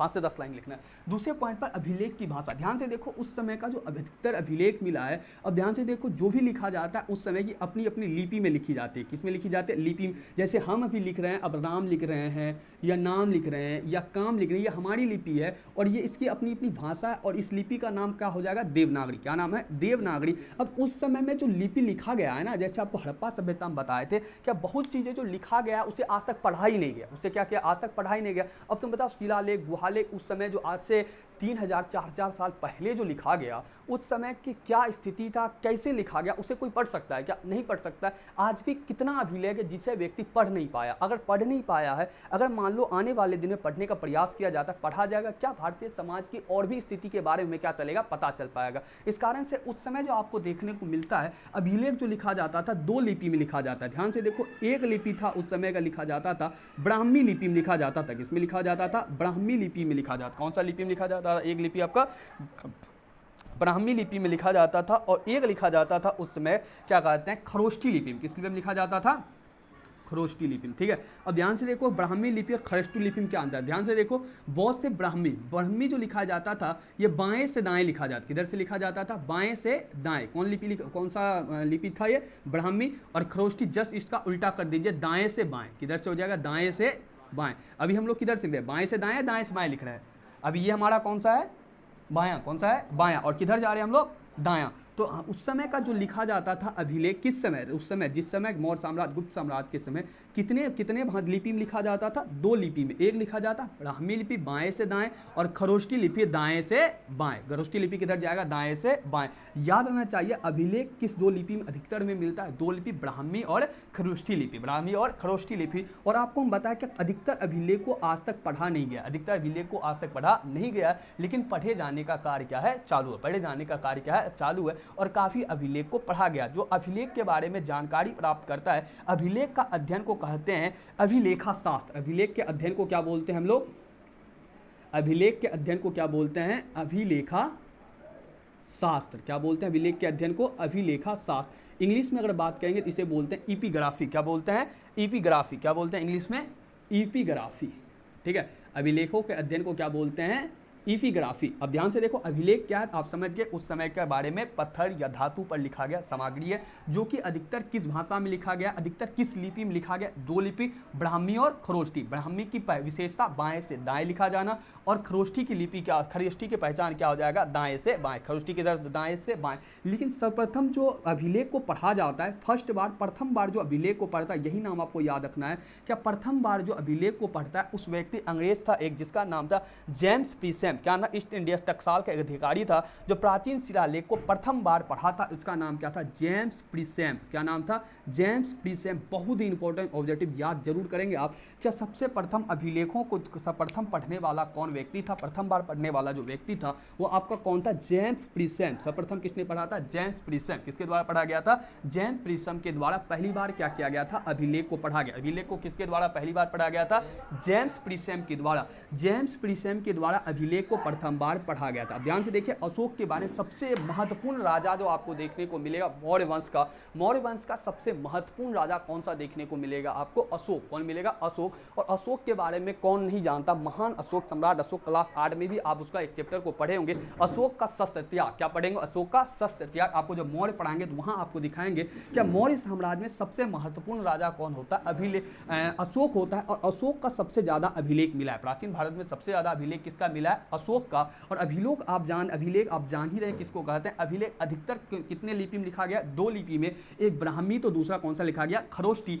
ब्राह्मी लिपि किधर से किधर? बाएं से दाएं। और दाएं से बाएं किसे लिखा जाता है? खरोष्ठी लिपि। किसे लिखा जाता है? खरोष्ठी लिपि में। और अधिकतर अभिलेख को क्या किया गया? पढ़ा नहीं गया। अधिकतर अभिलेख को आज तक पढ़ा नहीं गया, लेकिन अभिलेखों का अध्ययन आज भी जारी है। और अभिलेखों के अध्ययन को क्या कहते हैं? अभिलेखा शास्त्र। क्या बोलते हैं? अभिलेखा शास्त्र बोलते हैं। और पहली बार जो अभिलेख को पढ़ा था वो कौन पढ़ा था? जेम्स प्रीसेम। कौन पढ़ा था? जेम्स प्रीसेम। ध्यान से उदाहरण के लिए अशोक का जो मिला है 14 शिलालेख गिरनार से मिला है। तृतीय शिलालेख में ब्राह्मी लिपि में। ध्यान से देखो क्या इसमें महत्वपूर्ण चीज आपको बता दें, ठीक है, ज्यादा याद मत रखो।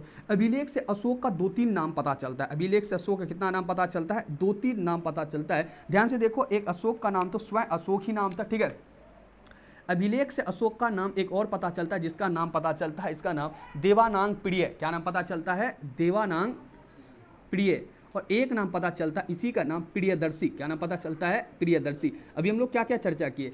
क्या प्राचीन भारतीय इतिहास के जानने के स्रोत। इस चैप्टर में कौन दो साम्राज्य पढ़ेंगे? एक मौर्य साम्राज्य और एक गुप्त साम्राज्य। अभी हम लोग पढ़ रहे हैं प्राचीन भारतीय इतिहास को जानने के स्रोत, साहित्यिक स्रोत, पुरातात्विक स्रोत, विदेशी यात्री का विवरण। उसी में हम लोग पुरातात्विक स्रोत के अंतर क्या देखे थे? अभिलेख, और अभिलेख की व्याख्या को हम लोग पढ़ रहे हैं। अभिलेख के में सबसे पहले पढ़े क्या? अभिलेख इतिहास लिखने में कैसे महत्वपूर्ण भूमिका। आप सभी जानते हैं इतिहास लिखने में सबसे महत्वपूर्ण भूमिका अभिलेख का है। लेकिन अभिलेख के थोड़ा और डीप अध्ययन के जिसमें पता चलता है कि अभिलेख दो भाषा में अधिकतर मिलता है, एक ब्राह्मी और खरोष्ठी। और प्राचीन भारत में सबसे ज्यादा अभिलेख किसका देखने को मिलता है? मौर्य साम्राज्य का। सबसे महत्वपूर्ण राजा कौन सा राजा? शक्तिशाली राजा अशोक। और अशोक का सबसे महत्वपूर्ण सबसे ज्यादा अभिलेख हमें देखने को मिलता है। अभिलेख के माध्यम से अशोक का 2-3 नाम पता चलता है, एक तो अशोक, दूसरा नाम देवानांग प्रिय और तीसरा नाम किसका हो जाएगा?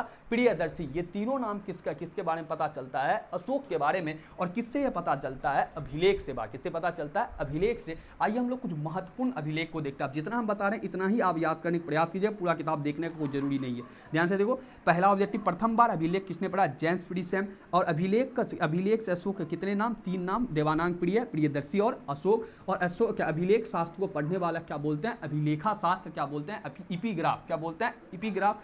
कितने लिपि में? ब्राह्मी और खरोष्ठी। ब्राह्मी की विशेषता बाएं से दाएं, खरोष्ठी की विशेषता दाएं से बाएं, याद होना चाहिए। ठीक है, आगे देखिए, आगे का सवाल आपको यहाँ जो देखने मिलेगा, क्या इतिहास लिखन में अभिलेख महत्वपूर्ण द्वार खोलता है? कुछ अभिलेख को, इंपॉर्टेंट अभिलेख आपको हम पढ़ा देते हैं। ठीक है, सारा अभिलेख नहीं देखना। अभी अशोक का आपको 14 अभिलेख बारे में पढ़ना है, लेकिन सारा सवाल नहीं बनता, कुछ को हम पढ़ा देते हैं। ठीक है, कुछ के अंतर्गत आपको पहला अभिलेख पढ़ना है, खारवेल का हाथी गुम्फा अभिलेख। ध्यान से देखो, खारवेल में एक अभिलेख मिलता है। खारवेल एक जगह का नाम है, खारवेल। ठीक है, खारवेल में एक अभिलेख मिलता है जिसका नाम है हाथी गुम्फा अभिलेख। आपको पहले बोले सिर्फ इंपॉर्टेंट अभिलेख पढ़ेंगे। ठीक है, और अभिलेख में क्या मिलेगा? किसी साम्राज्य के बारे में या किसी राजा के बारे में क्या पता चलेगा? जानकारी। क्या पता चलेगा? जानकारी।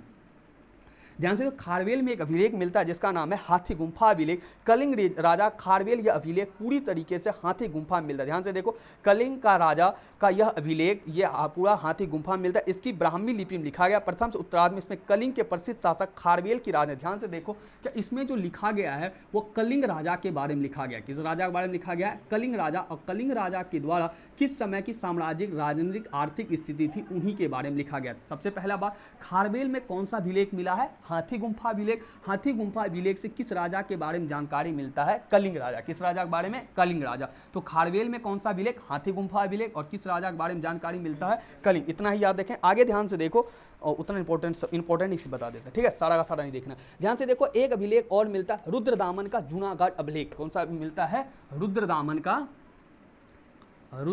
का जूनागढ़ अभिलेख। कौन सा अभिलेख मिलता है? जूनागढ़ अभिलेख। रुद्रदामन का जूनागढ़ अभिलेख। ध्यान से देखो, रुद्रदामन का जूनागढ़ अभिलेख जो आपको देखने को मिलता है, ब्राह्मी लिपि में लिखा गया। जूनागढ़ जो मिलता है आपका गुजरात एक स्थान है। जूनागढ़ कहाँ का स्थान है? गुजरात में। जहाँ पर इसमें जो मिलता है सुदर्शन झील के बारे में जानकारी पता चलता है। किस झील के बारे में? सुदर्शन झील। सुदर्शन झील आपको काफ़ी महत्वपूर्ण मिलेगा, जिसे काफ़ी राजाओं ने इसका क्या किया था? मरम्मत कराया गया था। उतना डीप मत जाओ, इतना ही याद कर लो, क्या रुद्रदामन का कौन सा अभिलेख है? जूनागढ़ अभिलेख। कौन सा अभिलेख है? जूनागढ़। जूनागढ़ किस राज्य में पड़ता है? गुजरात में। कहाँ पड़ता है? गुजरात में। और कलिंग आपका उड़ीसा। कलिंग कहां पड़ता है? उड़ीसा में। इतना याद रखो कि रुद्रदामन का कौन सा अभिलेख था? जूनागढ़ का अभिलेख। कौन सा अभिलेख है? जूनागढ़ अभिलेख। जूनागढ़ अभिलेख से किसके बारे में पता चलता है? एक झील का जानकारी पता चलता है। कौन सा झील का जानकारी पता चलता है? सुदर्शन झील का। कौन सा जानकारी पता चलता है? सुदर्शन झील का। आगे अगर देखेगा तो उसमें से एक और हम लोग इंपॉर्टेंट लेते हैं, समुद्रगुप्त का प्रयाग प्रशस्ति का अभिलेख। कौन सा मिलता है? प्रयाग पर ब्राह्मी लिपि अभिलेख मूलतः कौशाम्बी, जहां इलाहाबाद के किले से लाया गया। इस लिपि में ब्राह्मी भाषा में देखने में समुद्रगुप्त और कुमारगुप्त विग्रह का हरिसेन नामक 300 उत्कीर्ण कराया था। और हरिसेन नामक, ध्यान से देखो, इतना ही इसमें याद करो। अच्छा, समुद्र क्या कहते हैं? एक अभिलेख मिलता है समुद्रगुप्त का प्रयाग प्रशस्ति का अभिलेख। कौन सा मिलता है? समुद्रगुप्त का। किसका मिलता है? समुद्रगुप्त का कौन सा अभिलेख मिलता है? प्रयाग प्रशस्ति। कौन सा मिलता है? प्रयाग प्रशस्ति का अभिलेख। किसका मिलता है? समुद्रगुप्त का कौन सा अभिलेख मिलता है? प्रयाग प्रशस्ति का अभिलेख। कौन सा? प्रयाग प्रशस्ति का उपलेख। उसके बाद मिलता है स्कंदगुप्त का, जो इसको इंपॉर्टेंट नहीं है, हटाओ सबको। ठीक है, ये तीन ही आप याद करो। क्या महत्वपूर्ण अभिलेख आपको कितना बताया? खारवेल से हाथी गुम्फा अभिलेख, जिसमें किसके बारे में पता चलता है? कलिंग के बारे में। रुद्रदामन का कौन सा अभिलेख? जूनागढ़ अभिलेख, जिसमें किसके बारे में जानकारी पड़ता है? सुदर्शन के। समुद्रगुप्त का कौन सा अभिलेख मिलता है? प्रयाग प्रशस्ति के बारे में। और प्रयाग प्रशस्ति आपको एक किताब भी मिलेगा जिसका लेखक कौन था? हरिसेन। किसका मिलता है? हरिसेन। प्रयाग प्रशस्ति के लेखक कौन थे? हरिसेन। अब ध्यान से देखो यहाँ पर आपको कुछ ही चीज है वो सारा का सारा ऑब्जेक्टिव है। ध्यान से देखो, खारवेल का हाथी गुम्फा अभिलेख किस राजा के बारे में जानकारी? कलिंग। दूसरा पॉइंट पर क्या? रुद्रदामन का जूनागढ़ अभिलेख किसके बारे में जानकारी बताया? सुदर्शन झील। और समुद्रगुप्त का कौन सा अभिलेख आपको बताया हम? प्रयाग प्रशस्ति का स्तंभ लेख। अब यहाँ स्क्रीनशॉट लो और इसका ऑब्जेक्टिव के तौर पर तुम उतार सकता है, ठीक है। वहां से 3 अभिलेख आपकी किताब में ऐसे 13-14 अभिलेख है, तो उतना पढ़ने का हम लोग को कोई जरूरी नहीं है, इतना ही हम लोग के लिए इंपॉर्टेंट रहेगा। कौन कौन सा? खारवेल, रुद्रदामन और समुद्रगुप्त। और सवाल पूछेगा तो वही 2 से पूछ सकता है, ठीक है। आगे अगर देखा जाए तो आगे जो आपको देखने को मिलेगा, अब हम लोग डायरेक्ट चलेंगे वही 16 महाजनपद पे। अब हम लोग डायरेक्ट चलेंगे, अब हम लोग चलेंगे मगध साम्राज्य, और मगध साम्राज्य से जुड़ते जुड़ते हम लोग चल जाएंगे मौर्य पर। किस पे चल जाएंगे? मौर्य पर। और आज का क्लास हम लोग यहीं पर एंड करेंगे, थोड़ा सा देखेंगे, अब चर्चा करेंगे, सिर्फ 16 महाजनपद में आपको जोड़ के चलेंगे। हम लोगों ने 2 टॉपिक पढ़ा। एक टॉपिक कौन सा पढ़ा? प्राचीन भारतीय इतिहास को जानने का स्रोत, और क्या देखा? कुछ महत्वपूर्ण अभिलेख। क्या देखा? कुछ महत्वपूर्ण अभिलेख, जिससे हमें प्राचीन भारतीय इतिहास के बारे में जानकारी पता चलता है। अब ध्यान से देखो, शुरुआत कहां से किए थे हम लोग? हड़प्पा सभ्यता का क्या हुआ था? पतन हुआ था। हड़प्पा सभ्यता क्या हुआ था? पतन। उनके बाद एक युग आया, कौन सा युग आया? वैदिक युग। वैदिक युग के कितने भाग आपको देखने को मिला? 2 भाग देखने को मिला। एक मिला ऋग्वैदिक काल, और दूसरा कौन सा मिला? उत्तर वैदिक काल। ऋग्वैदिक का समय कितना रहता है? 1500 से 1000 ईस्वी पूर्व। कितना रहता है? ईस्वी पूर्व। और 1000 से 600 आपको कौन सा देखने को मिलता है? उत्तर वैदिक काल, ठीक है। अब ध्यान से देखो, 1600 ईस्वी पूर्व, 600 ईस्वी पूर्व के पहले अब आपको कौन देखने को मिलेगा? यहाँ पर आपको एक मिलेगा बौद्ध और एक मिलेगा जैन, और इसी के साथ में 16 महाजनपद, 16 क्षेत्र आपको देगा। अब देखो 16 महाजनपद, अभी की भाषा में बोले राज्य बोल सकते हैं। अब बोलो राज्य होगा तो क्या वहाँ पर राज्य पर क्या राजा होगा या नहीं होगा? राजा होगा। अब राजा होगा तो कोई मजबूत होगा, कोई क्या होगा? कमजोर। क्या होगा? कोई मजबूत और कोई कमजोर। और कितना महाजनपद देखने को मिलता है? 16। कितना देखने मिलता है? 16। बौद्ध जैन को हम लोग चौथे चैप्टर में, यहाँ हम लोग अब देखेंगे अब 16 महाजनपद। किसको देखेंगे? 16 महाजनपद। हम लोग जान चुके हैं 16 महाजनपद की जानकारी या किसी भी साम्राज्य की जानकारी हमें साहित्यिक, पुरातात्विक और विदेशी यात्री के विवरण से ही प्राप्त होता है। अब हम लोग चर्चा करेंगे क्या क्षेत्रीय राज्यों का उदय कब? 600 ईस्वी पूर्व के 600 ईस्वी पूर्व के पहले, है ना, 600 ईस्वी पूर्व के पहले। अब किसका देखें हम लोग? क्षेत्रीय राज। और क्षेत्रीय राज में हम लोग कितने क्षेत्रीय राज देखेंगे? 16 महाजनपद। कितने महाजनपद देखने मिलेगा? 16 महाजनपद। आप 16 का नाम याद रखने का प्रयास कीजिएगा। ध्यान से देखिए 16 महाजनपद। अब ध्यान से देखो 16 महाजनपद, ये तो उस समय कोई जिंदा व्यक्ति है नहीं जो बोल दिया, ये कहीं ना कहीं किसी किताब से ही जानकारी प्राप्त होगा या अपने मन से कोई बोल दिया, तो कहीं ना कहीं इसके किताब से जानकारी मिलता है। और प्राचीन भारत में 16 राज के 16 महाजनपद के बारे में जानकारी पता चलता है। इसी समय लोहे का प्रयोग और सिक्का भी देखने को मिलता है। इसकी जानकारी जो हमें प्राप्त होता है, ध्यान से देखो, क्या 16 महाजनपद की जो जानकारी प्राप्त होता है वो बौद्ध ग्रंथ का एक किताब है, आपको पता होना चाहिए। बौद्ध ग्रंथ आपको अभी तुरंत पढ़ा के लाया। कौन सा किताब था? अंगुत्तर निकाय। क्या नाम था? अंगुत्तर निकाय। और दूसरा बुक का नाम था जैन धर्म में कौन सा था? जैन साहित्य में क्या कहा जाता था? जैन साहित्य को क्या कहा जाता था? आगम। क्या कहा जाता था? आगम। और जैन साहित्य में आप एक कौन देखने को मिलता है? भगवती सूत्र। क्या देखने को मिलता है? भगवती सूत्र। इन्हीं के द्वारा कितने महाजनपद का प्राचीन भारत में जानकारी प्राप्त होता है? 16 महाजनपद। कितने जनपद का? 16 महाजनपद। कई बार 2 नंबर में पूछा जाता है। आइए एक बार हम लोग 16 महाजनपद को लिखने का प्रयास शॉर्ट में हम लिख देते हैं। एक था काशी कौशल। कौन कौन? काशी कौशल। अंग था, और कौन सा था आपका? मगध था, और कौन सा था? वज्जी। कौन सा था? वज्जी था। और कौन सा था? मल था, चेदी था, वत्स था, कुरु था, पांचाल था, मतस था, सूरसेन था। आप लिख भी सकते हैं, बोलने आराम से लिख सकते हैं। सूरसेन था। एक कौन था? अस्मक था, और एक अवंती था। एक कौन था? गांधार था, और केफुर क्या था? कंबोज था। कौन कौन सा था? कौशल था। पहला कौन था? कौशल। काशी था, कौशल था, अवंती था, मगध था, वज्जी था। एम4 एक कौन सा हो जाएगा फिर? मल था, चेदी था, वज्जी था, ये कौन सा था? K4 कौन सा हो जाएगा? कुरु था, पांचाल था, मतस था, और S4 कौन सा था? सूरसेन था। A4 अवंती था, और एक और था, कौन सा था? अवंती था, अस्मक, और एक गांधार था, और अंतिम सबसे कौन था आपको देखने मिला? कंबोज। कौन था? कंबोज। ये 16 महाजनपद था। अब ध्यान से देखो 16 को अब याद कर लो, या नहीं तो लघु में है तो आपसे पूछे जाने की संभावना रहेगी। अब 16 याद भी कर सकते हो, या नहीं तो आप इसमें से कुछ को याद करेंगे। 16 महाजनपद में सबसे इंपॉर्टेंट और सबसे शक्तिशाली जो था वो कौन सा था? मगध था। कौन सा था? मगध था। और आज का क्लास हम लोग यहीं पर एंड करने का प्रयास करेंगे कि यहाँ पर ध्यान से देखो कि आज हम लोग देखा क्या प्राचीन समय में अंगुत्तर निकाय और भगवती भगवती सूत्र से पता चलता है कि पूरे भारत में कितना महाजनपद देखने को मिलता है, 16 महाजनपद देखने को मिलता है। 16 महाजनपद, आपका 16 का नाम बता चुके हैं, आप 16 लिख भी सकते हैं, ठीक है। 16 महाजनपद में सबसे महत्वपूर्ण महाजनपद कौन सा था? मगध। कौन था? मगध। कल हम लोग मगध को जानने का प्रयास करेंगे। इसके अलावा आज थोड़ा सा पॉइंट को और हम जान ले कि ये जो 16 महाजनपद था, अब सिंपल सा था, 16 राज्य के अर्थ में ले सकते हो, ठीक है। अभी आगे जाने महाजनपद का अर्थ क्या होता है। अब 16 महाजनपद था, क्या इस पर शासन हुआ करता था होगा या नहीं करता होगा? शासन होता होगा। शासन होता होगा, राजा होगा। क्या होगा? राजा होगा। और शासन प्रणाली होगा। क्या होगा? शासन प्रणाली। ध्यान से देखो, 16 महाजनपद अपना अपना क्या होगा? शासन प्रणाली। ध्यान से देखो, इन सभी क्षेत्र में जो शासन प्रणाली था, प्रमुख रूप से 3 प्रकार का शासन प्रणाली था। कितने प्रकार का शासन प्रणाली था? 3 प्रकार का प्रणाली था। हम लोग देखिए क्या अंगुत्तर निकाय और भगवती सूत्र से हमें प्राचीन भारत में कितने महाजनपद की जानकारी प्राप्त होती? एक लाइन में बोले, कितने राज्य की जानकारी प्राप्त होती? 16। 16 में से सबसे महत्वपूर्ण कौन देखने को मिलता है? मगध। और सबसे मजबूत, इन सभी में राजा हुआ करता था और इन सभी का क्या था? शासन प्रणाली। क्या था? शासन प्रणाली। शासन प्रणाली यहां पर जो आपको देखने को मिला, आज सिर्फ नाम जान लेंगे। एक शासन व्यवस्था यहां पर था राजतंत्रात्मक। सवाल था राजतंत्रात्मक। दूसरा सवाल क्या हो जाएगा आपको इसमें? कौन सा हो जाएगा? राजतंत्रात्मक। दूसरा इसमें जो शासन व्यवस्था था, एक था गणतंत्रात्मक। क्या नाम था? गणतंत्रात्मक। और तीसरा कौन सा आपका हो जाएगा इसमें? एक था इसमें कुलीन तंत्र। क्या था? कुलीन तंत्र। यह व्याख्या हम लोग कल करेंगे। कब करेंगे? कुलीन तंत्र। आज के लिए यहाँ तक की क्लास। आप इसको उतार सकते हो क्या? 16 महाजनपद, 16 महाजन जानकारी बौद्ध धर्म और जैन धर्म से, बौद्ध धर्म से और जैन साहित्य में पता चलता है। कुल महाजनपद की संख्या 16, या ये नहीं भी उतार सकता है, ये बोलते बोलते आपको याद करवाने का है कि काफ़ी इंपॉर्टेंट और सबसे ज़्यादा इंपॉर्टेंट हो जाएगा मगध। कल हम लोग मौर्य साम्राज्य को पूरी स्थिति को जानेंगे और उसके समय ये भी जानेंगे मगध ही आखिर इतना इंपॉर्टेंट क्यों रहा। तो आज के सवाल आपको हम दे देते हैं 2 आप चाहे इसका स्क्रीनशॉट ले लें, ठीक है।